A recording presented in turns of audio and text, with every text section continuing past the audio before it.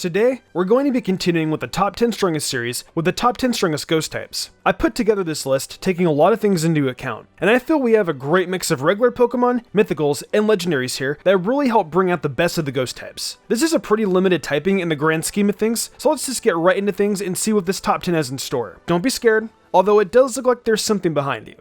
Nah, never mind.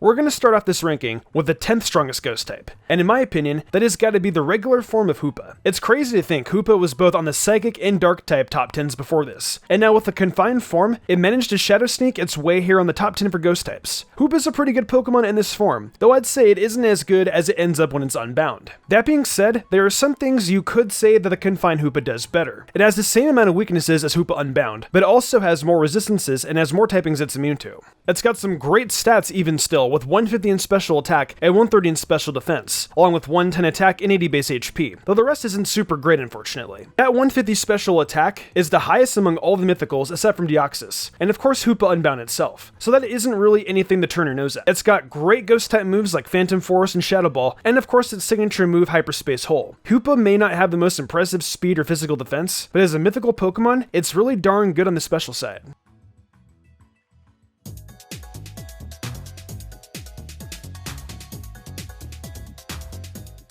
The next Pokemon here on the list may catch some of you off guard, and when putting this together, I guess it surprised me a bit too. At number 9, we have the Pokemon who wears its mother's skull in the battle, Alolan Marowak. Alolan Marowak has always been a weird pick as a ghost type, since it's one of the few viable physical ghost types in the entire pool, which already gives it a niche when compared to something such as Hoopa. Alolan Marowak is a fire and ghost type Pokemon, which is already incredible for it having 2 insane offensive typings as stab options. On top of this, it also has an incredible item unique to this Pokemon called the Thick Club, which doubles Alolan Marowak's physical attack stat when held by a Marowak of any form. This essentially is like giving Alolan Marowak the ability Huge Power, while also still making sure it can run something like Lightning Rod to give your team an electric immunity, or something like Rockhead to avoid Flare Blitz recoil. Move pool wise, Alolan Marowak got a massive buff this generation thanks to the move Poltergeist, a physical ghost option with 110 physical attack and 90% accuracy. This move will be effective against any Pokemon holding an item, which isn't too hard to use since most enemy Pokemon do hold items in competitive play.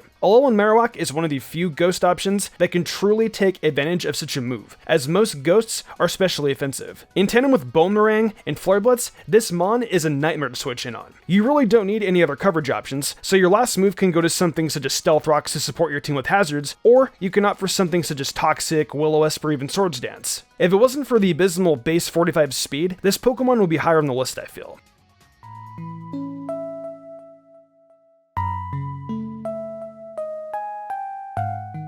We move on to our next one, and here at number 8 is the fake Pikachu, Alola's Mimikyu. This one is a pretty great Pokemon on both ends of its typing, with Fairy and Ghost. And due to the large lack of ghost types, it slithered its way up here to this spot. Mimikyu is a really good Pokemon that has a tremendous ability with Disguise, that while nerfed in Gen 8, is still very useful regardless. The big issue for Mimikyu is that its HP isn't all that great, and its special attack is very pedestrian, though that doesn't matter too much as it is a primary physical attacker regardless. Mimikyu has a pretty interesting move pool with non-stab moves like Wood Hammer, Drain Punch, and Leech Life being available to it through various ways. Now, as I mentioned earlier, it doesn't have good special attack by any means, though there are several great special moves it can get and use too, like Thunderbolt and Psychic. Though the fact that it has Shadow Claw, Phantom Force, and Play Rough is enough to show it gets a great push from its physical side that manages to help it outclass several of the ghost types we're not featuring today.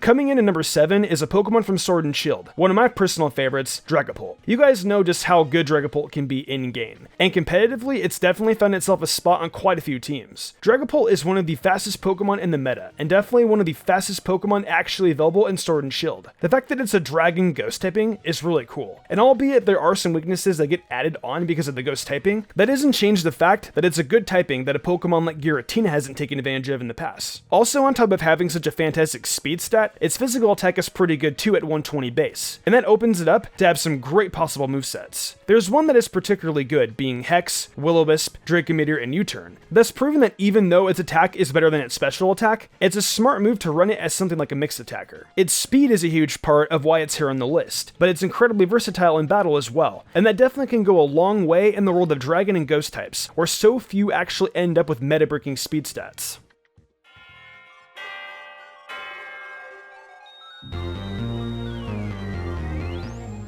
We're going to step back to Alola for number 6, and this one is an Ultra Beast. Bucephalon was introduced in Ultra Sun and Ultra Moon, and quite frankly was a tremendous addition to the pantheon of legendary ghost types. It has no bulk to it, but man does it have such a great set of attack and speed stats. I gotta mention just how much I enjoy Bucephalon's design, by the way. It's just so cool. It's a real clown, but man is it a pretty clown. Anyway, it's got a great duo of attack and special, going on with it at 151 special attack and 127 attack. So while you could run a physical version of Bucephalon, you'll want to just keep it as a special attacker. Its moves are pretty awesome too, with the most interesting being its signature move, Mind Blown. So essentially the move causes Bucephalon to take 50% of its max HP as damage, but this move is going to have 225 base power thanks to Stab, and that results in absolutely outstanding damage with the high special attack stat that Bucephalon has. There are other moves in its pool like Calm Mind, which sets you to be even more threatening, and of course the usual great ghost moves like Shadow Ball and Shadow Claw. I'd be remiss if I didn't mention that great Ultra Boost ability too, that will raise its highest stat by a stage for every knockout.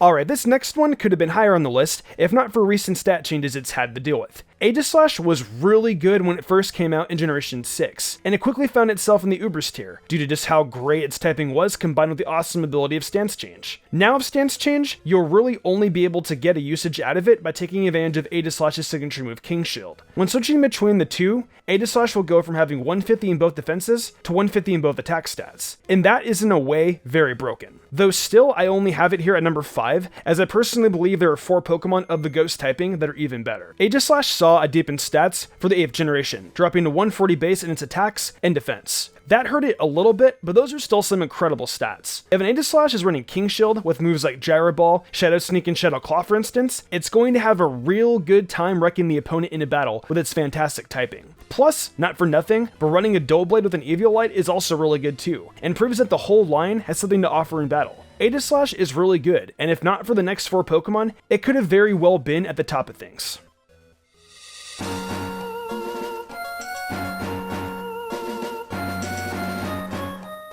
So number 4, we're going to have ourselves another mythical Pokemon, this one being one of Alola's, Marshadow. Marshadow boasts a very nice offensive typing with Ghost and Fighting, and has some really solid stats with 125 in speed and 125 in attack. It makes great use of the Technician ability, and that is probably what makes it so easy to put up here. There are moves like Acrobatics, Force Palm, and Shadow Sneak that Marshadow is able to take advantage of that suddenly become very powerful through Technician. Its stats aren't the most incredible compared to Pokemon that have appeared before it here, but its move pool really takes the cake honestly. The moves that Marshadow has cover so many different typings, and as of the Isle of Armor DLC, it can learn a move for 14 of the 18 different typings available. That's a monstrous amount of coverage with all the elemental punches at its disposal, as well as almost a dozen moves of its stab typing that can be put to use in battle, like Close Combat and Spectral Thief. There is no lack of variety for a Pokemon like Marshadow, and when it has some of the best moves of several typings at its fingertips, it's hard to see how its move pool couldn't carry it all the way up to number 4.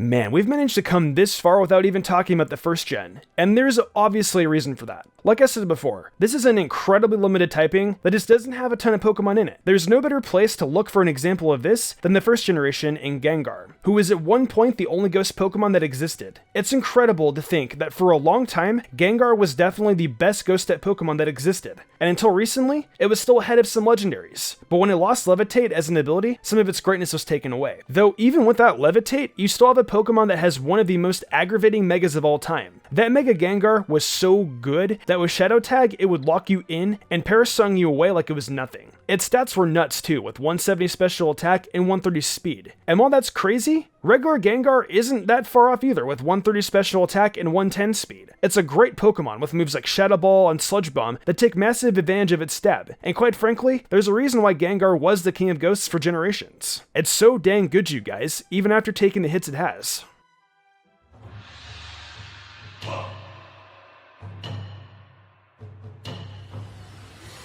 We've reached the penultimate Pokemon for this Ghost type ranking, and my goodness, I'd be so hard pressed to not include the bulky special attacking boss that is Pokemon Moon's box art legend, Lunala, which is also my favorite legendary Pokemon. This thing is an absolute beast with 137 base HP and 137 base special attack. There is some real bulk here, and it's definitely on that special side with 107 base special defense, and that turns it into probably the most defensive of Ghost legendaries out there, though they are a bit massive to Ghost and Dark types while also being immune to fighting in normal. There's a lot to be said about the defenses it has between the stats and typings, and that really earns it such a high spot on its own. The next thing that's important about this thing is the move pool that Lunala has, with its signature move Moongeist leading the helm of its great move pool. There are always the usual Ghost type moves like Shadow Ball and the new Isle of Armor edition Poltergeist that can be found in a moveset, though I've gotta say that Moongeist Beam is its best Ghost type move. Plus, since it's part Psychic, it's going to be able to use moves like Psychic, Psyshock, and of course Calm Mind. Plus, you also can't forget about the Lunala MZ, that'll give Lunala access to menacing Moonrays Maelstrom, and that's just another super powerful Ghost type move. I can't say much more for Lunala, other than it's super powerful and just so good and majestic looking.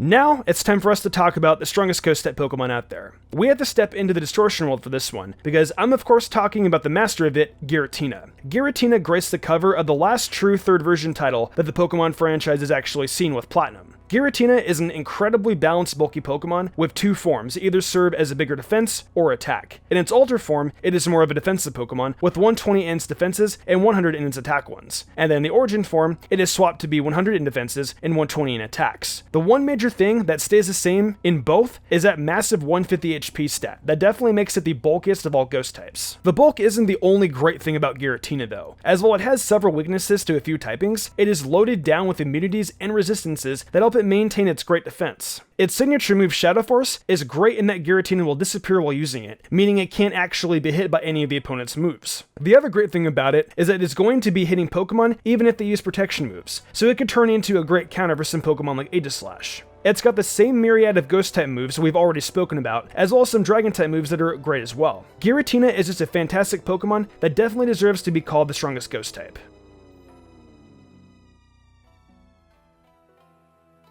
Well, that's going to do it for the top 10 strongest Ghost types, and I think this list came out pretty well considering how limited this typing is. Now, just to remind you guys, the next video in this series is already decided, as we're going to be tackling the Fairy typing, and there might be some surprises on there, so be ready for it. I want to know what you guys think about this top 10 though, so let me know in the comments below. I'll be out on the lookout. If you enjoyed the video, why not leave a like and subscribe to my channel with notifications on, that way you never miss an upload. If you guys enjoyed this content, maybe you'll enjoy my anime content and gaming content as well. I do a lot of anime top 10s and discussions, and with the gaming channel, I play Pokemon and everything Nintendo. Also follow me on social media so you get updates about when I go live on Twitch or when I upload in general. Links for all that will be in the description below. If you want to support me even further and gain cool perks, check out my Patreon. These lovely people have all given me their support over there and I couldn't be more grateful to them. I think I'm gonna wrap this up though. I'm Mystic Umbreon, and I will see you in the future for more awesome Pokemon content.